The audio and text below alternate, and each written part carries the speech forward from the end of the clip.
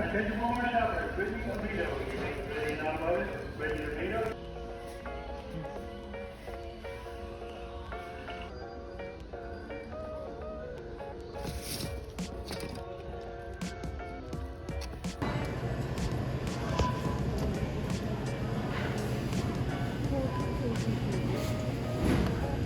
Man, oh man, do I have a video for you guys today. As I'm prepping these arrows, I wanted to mention something, and it's that I just realized that we started February yesterday, and last month was officially my 5th year of posting videos on YouTube. This channel has been started for longer than that, for closer to 6 years, but I didn't start posting videos up until I posted my first one in January of 2016 or 15, 2016. And so I just thought it was cool to reflect back on that and look and see everything that we've done and all the places that we've gone and all the people that we met and the friends that I've made and have all these memories and stuff. And I'm extremely thankful for that, but I say all that to say that, you know, I've been on YouTube for many years and I've wasted a lot of that time not fulfilling the purpose that God has given me this channel for, if that makes sense. I've spent a lot of time not glorifying His name and reaching that, not necessarily pushing that, but just giving you guys bits and pieces of that, because I know the reason why I have the following that I have is for His glory, and that's how I should live my life. And this is a perfect scripture to kind of go along with what I'm saying here. And it's today's verse of the day. It says, "My old self has been crucified with Christ. It is no longer I who live, but Christ lives in me. So I live in this earthly body by trusting in the Son of God who loved me and gave Himself for me." That comes from Galatians chapter 2, verse 20. And as a born-again Christian, that's how I need to live. I need to live my life renewed. It is no longer I who live, but Christ who lives in me. And so I want to be a light to you guys, and I want to use this channel, this following, this platform for a reason greater than myself. And with that being said, let's go ahead and get these shot. These are, as you guys saw, I went into Walmart. These are the cryptos made by Alan, I think. Yep, made by Alan. These are the cryptos, and they are rated for 50 to 70 pounds, it says there. So I have a 125 grain field tip on the end of this thing. This arrow is much lighter and uncut. So we are definitely, I mean, we're obviously going to see a difference in our point of impact here, but as long as I'm close, and I have a feeling that it's going to be close, I just believe that it's going to be a touch high. But standing at about 25 yards right now, I'm going to let the first one fly.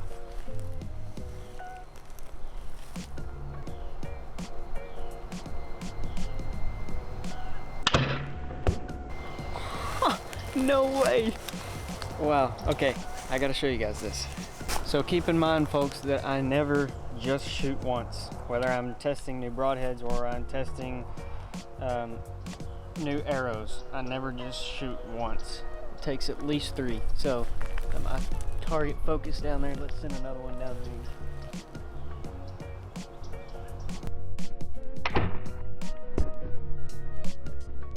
That one was me. Money. Okay, so I honestly expected this to be way off. I'm not shooting a lighted knock, which makes a difference. The arrow weight is totally different. The length actually isn't that far off, but it's spined correctly, and I mean, hey, it works. So got this at about 25 yards. I pulled that one. This was my first one. This was my last one. I can definitely take that. So let's go hunt.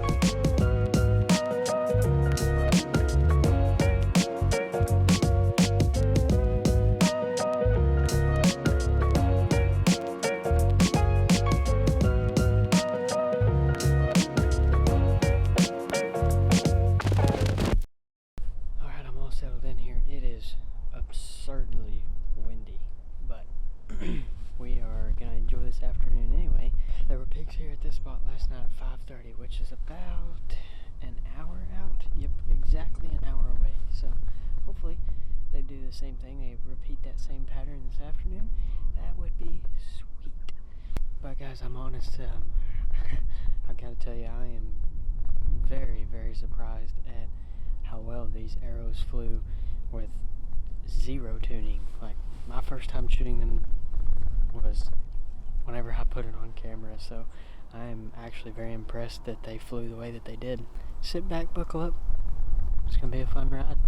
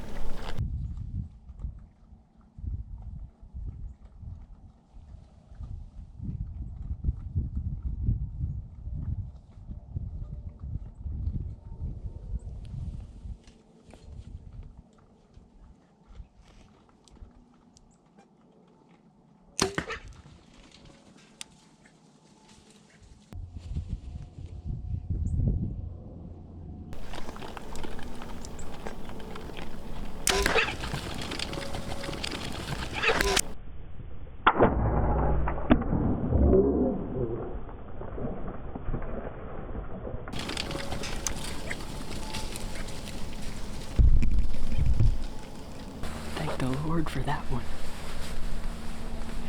That arrow zipped right through that hog like butter. It honestly ran further than I thought it was going to.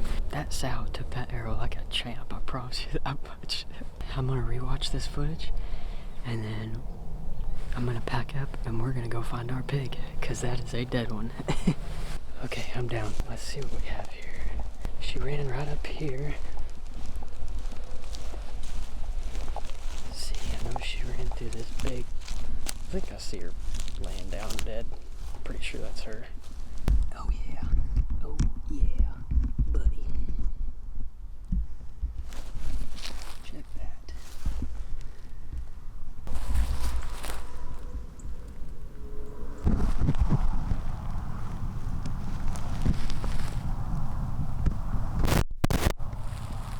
Oh my goodness. Guys, if you want to know what tough is, it is this right here. I followed a blood trail like this. Here's my foot comparison. I'm a 10.5. And I've been following blood like this all the stinking way to this pig. And I guarantee you, I am about 150 yards from the feeder, right there, thereabouts. And the distance that she ran. However, hey girl,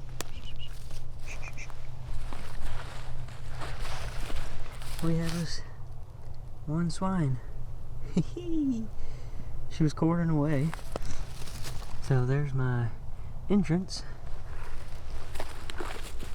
with that shoulder tucked back, or that leg tucked back the way she was standing. That's about where I wanted it. Let's flip her over and get a view at the other side. Right there. Just a touch far back. It was almost right on the shoulder. So I was a touch further back than what I really wanted to be, but hey, that's why you shoot a 2-inch mechanical. Still perfect. By the time that arrow went through, it I bet you it touched the liver, and then I know I got both lungs just by the amount of blood that was on the ground and seeing where the exit came out at. Pretty stinking cool. And I'm glad to see that you don't have to go to a $13 to $15 to $20 arrow. You can go to Walmart and you can buy a $5 arrow. These were $4.96 a piece. I think I bought 3, and after tax it was like 14 something dollars maybe. I get comments from people all the time that are like, you need to watch this channel, you need to watch this channel, and they always say the same channel name, and I'm not going to repeat the channel name. And the reason why I don't agree with that guy is for this, and it's solely this, and it's the fact that what he teaches is great. Like, sure, let's get a 700 grain arrow, or an 800 grain arrow, or even a 600-700 grain arrow, and let's put a 2-blade broadhead heavy FOC, cut on contact, tops of broadheads, whatever. And I agree with all those things. You can zip right through animals however you want to, but literally the broadhead on the end of my arrow it's like a $13 mechanical by the time you do the math on it. It's like $13.99.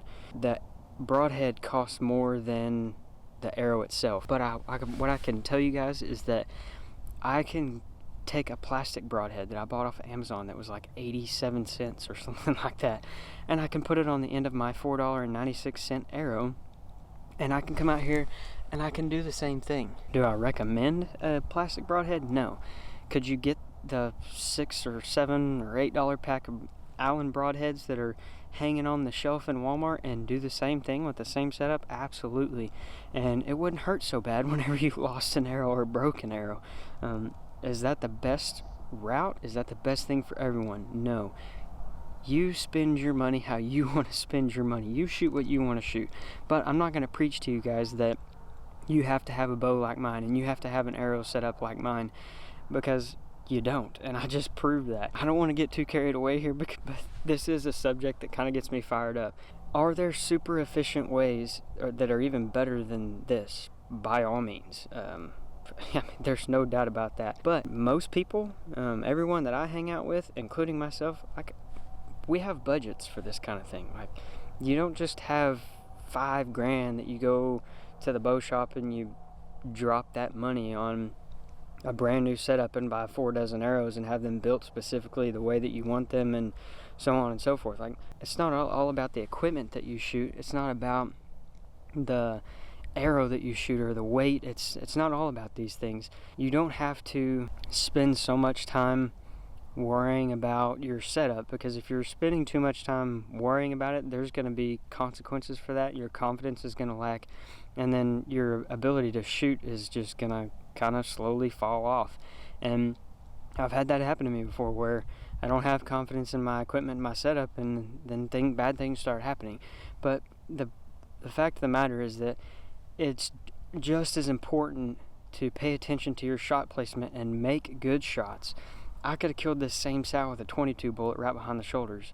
You know why? Because I've done it before, and I have a video to prove it. So it's not about how expensive or how inexpensive your setup is.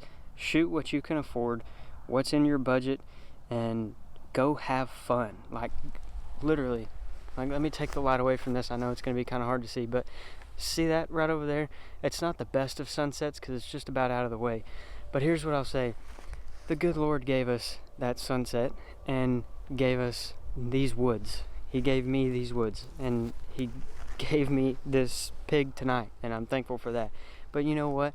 I'm out here enjoying it. I'm out here having a good time, and also trying to help people out. May not be helping people out, but I'm trying to help people out, understanding that just go have fun, really. And I'm sorry that I get so long-winded, but this is a subject that I've been thinking about for a long time, like for the last probably 3 weeks. Not necessarily a long time, but it's something that I wanted to touch on, because this is the second video that I've filmed where I've gone to Walmart and picked up my gear. And the first one was pretty in-depth, but this one, just the arrow.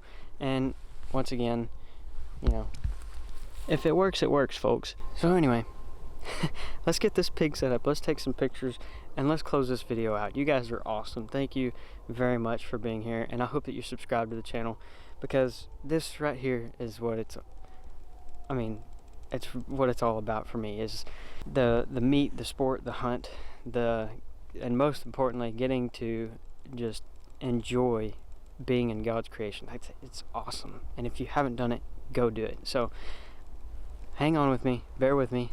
We're gonna get this pig set up and then close this video out. Well guys, what a start to the year already, working on this pig problem. I am super thankful. Thank the good Lord above for a safe and successful hunt. Thank you guys for being here.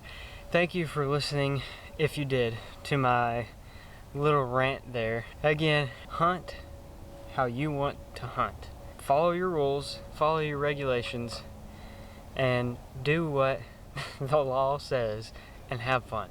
And support other hunters, because we really do need that. If we're too busy bashing each other, then first of all, we're not hunting, and second of all, we're tearing each other down, and that is not the Christ-like thing to do. So I want to be supportive, and especially on topics like this, I want people to kind of have a better understanding, a better idea of what kind of equipment you do or don't need, and how much money you really do or don't have to spend. Again, it's your budget. You do it as you see fit, and obviously you get what you pay for, and that applies to all kinds of different things in life. But it is very true with bow hunting equipment, I will say that. If it made it to a shelf, there's probably a reason for it, and I have only a few exceptions to certain products. But if it made it to a shelf, it's probably good to go. I love hunting them, I love filming it, and I love showing it to you guys, and I love that you guys are here. So be sure that you're subscribed to the channel. I appreciate each and every one of you watching. Y'all are amazing, and I'll see you in just a few days. Mama taught me how to live, Daddy taught me how to give. Both of them had their own sins, down to the river. Every man has felt the shame.